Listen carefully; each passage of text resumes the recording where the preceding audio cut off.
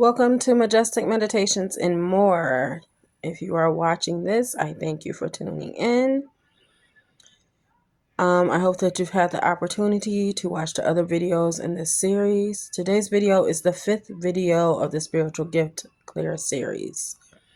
I will be speaking on the spiritual gift of Clairalience, which is also known as Clairmesis and Clairessence. This is the ability of clear smelling. This psychic ability allows one to invoke memory, emotions, and see the future based on a smell that one takes in through the senses. It's commonly noticed ability in certain situations. This ability can come through as a pleasant smell or a smell that causes you to become repulsed and physically gag. With this gift, you are able to connect with deep-seated memories that are not there but provide psychic insights. Those with this gift are able to perceive the future or past based on a smell, thanks to this amazing gift. Some people develop this gift after a loved one passes. It's not uncommon for you to be able to smell a scent that is closely connected to a person. There are a few different types of clairalience. The first one we will dive into is called environmental clairalience.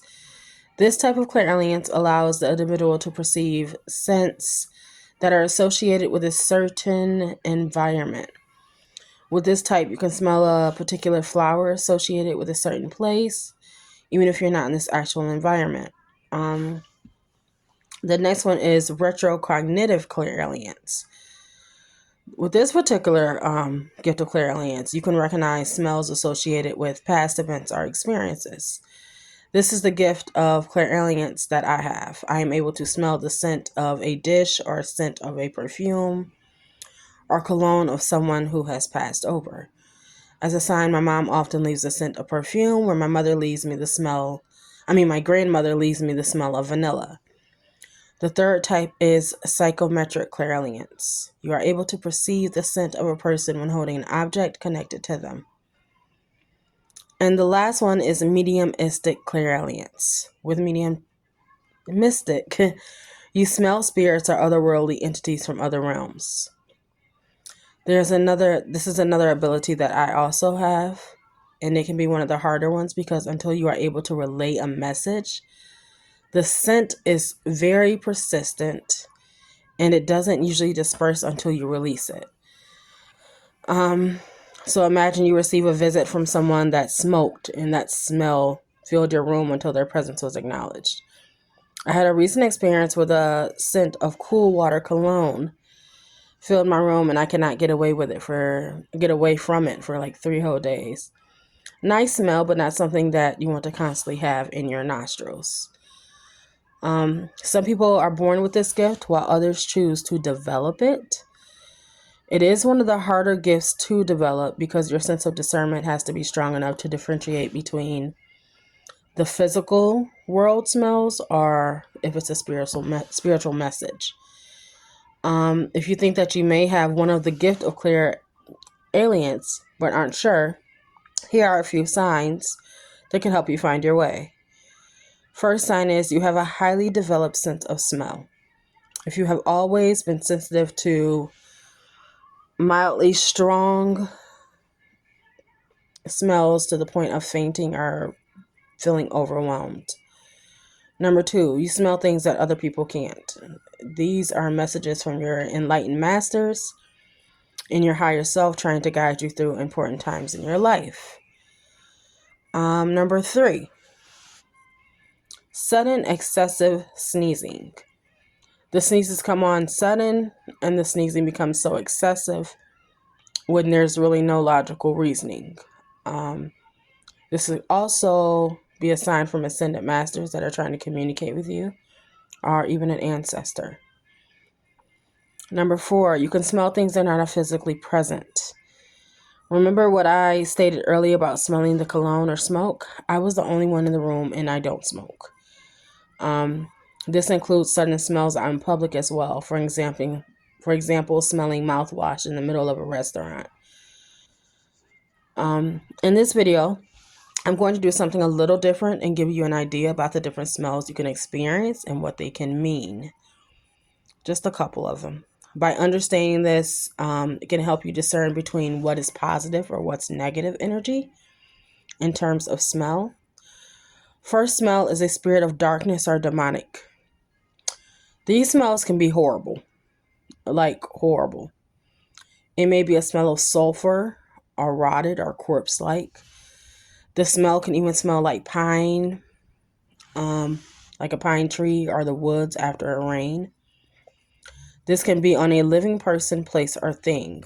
What I mean by living person is if a person is, I hate to say dead inside, but their soul is troubled and they are just not operating in the light and in positive light, and they insist on operating in the darkness. That means not doing things that are good for them or doing things that are good for others around them.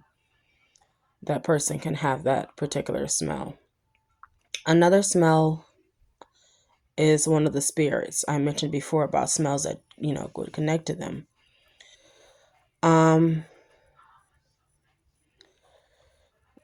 As I said, my grandma comes in as vanilla. I have a particular spirit guide that likes to come to me in the smell of cinnamon. Another smell is of wet dog. We all know that smell. It does not smell good. It smells horrible. This can be a deceased pet, but can also represent an event that is approaching that is not a good event, possibly death or an event that's going to heavily impact you. The scent of roses. Smelling roses, especially during prayer and meditation, signifies the presence of God. There is the presence of the Holy Spirit or an angel around you when you smell the scent of roses. I don't necessarily get the scent of roses, though, personally. I usually get like the scent of lilies when I'm feeling the Holy Spirit. Tips to develop the gift of clairalience. First tip I've said throughout this entire series is meditation. Practice meditation, grounding yourself and taking notice of all the smells that surround you. Simply close your eyes and see if you can distinguish between the different smell in the air. This helps strengthen the nasal passages. Second tip, avoid unhealthy habits. Try to avoid smoking or other activities that dull your sense of smell as well as taste. Third tip, imagine smells you are familiar with and notice if the scent or smell comes to you. For example, the smell of banana, just me saying the word. Are you able to smell it?